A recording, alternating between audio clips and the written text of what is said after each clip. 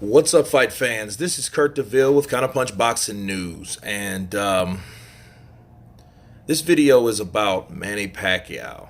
Manny Pacquiao, the 8 division world champion, has is set to fight Lucas Matisse, the hard-hitting Argentinian, and it's going to be in Malaysia, which in Malaysia, of course, you do have, Manny Pacquiao is world known, but he's widely admired in Asian countries. You know what I'm saying? And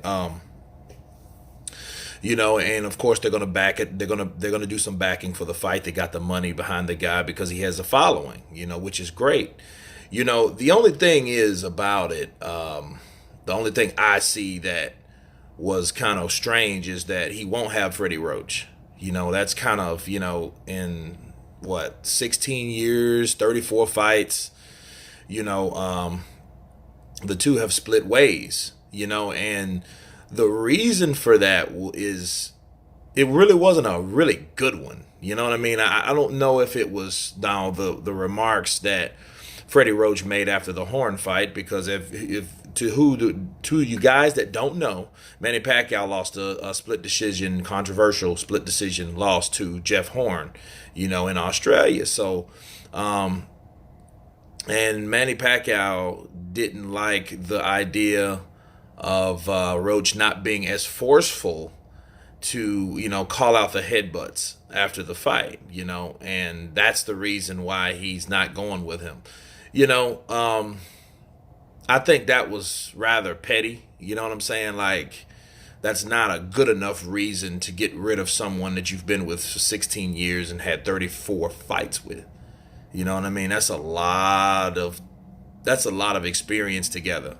That's a lot of history that you're pouring down the toilet. Now, also, it's not what you do, is how you do it, right? And the way Manny Pacquiao did it, he didn't call him, he didn't email him, he didn't do any of that. He made a statement that said he would no longer be doing, having Roach on his team. That's going to be replaced by Boo Boy Fernandez, and Nonoi Neri, right? Is going to be his trainers. Now, that's not really a big surprise, because those guys were there anyway. And if you've seen any Manny Pacquiao fight, you have Freddie Roach in front of him, then you have Bull Boy talking in Tagalog, behind him. So, I mean, he always had two voices or whatever, sometimes three, because, you had Marvin there, another Filipino trainer that was there in the corner with Manny Pacquiao. So, it's not really a big thing. I just thought it was, he should have called him directly. And then that's what Freddie Roach did. And Freddie Roach did, his remarks about it was, he said he said, I'd be lying if I was hurt. I would be lying if I wasn't hurt, about it. Because, you got to look at it like this, man. Freddie Roach is the kind of guy that, he has Parkinson's, so a lot of the things that really, keeps him alive, it ain't the money, okay, because his health is at stake. He has wealth, he does not have health. And that are some of the things, that's one of his biggest prodigies, which was Manny Pacquiao, okay? So, and then he leaves like that, through, at the end of his career. That says a lot, for other guys, I got to take my hat off to Freddie Roach, because other guys, that would sink them into depression, because the prodigy just ups and leaves them like that, for something petty, I feel, or something mediocre or trivial.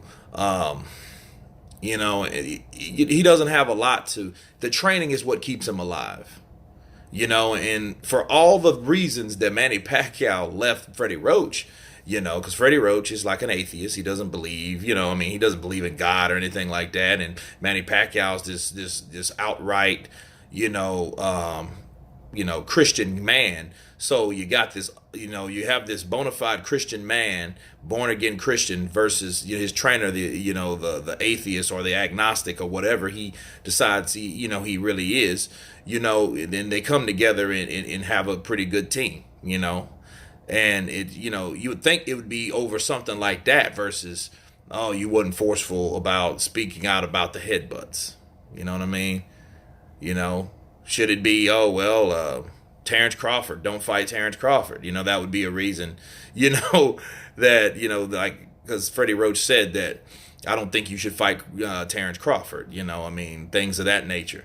But, you know, not of that, you know, but, you know, let's look at it. You know, it is what it is. They have split. He is fighting Lucas Matisse, which is a knockout artist. You know, I mean, Lucas Matisse he has just came back on the scene and, you know, and getting the ring rust off. You know, he fought a Thai fighter and knocked him out with a jab, but, you know, he does have some serious power. Now, the question is, can Lucas Matisse, or basically, can Manny Pacquiao take Lucas Matisse's punch?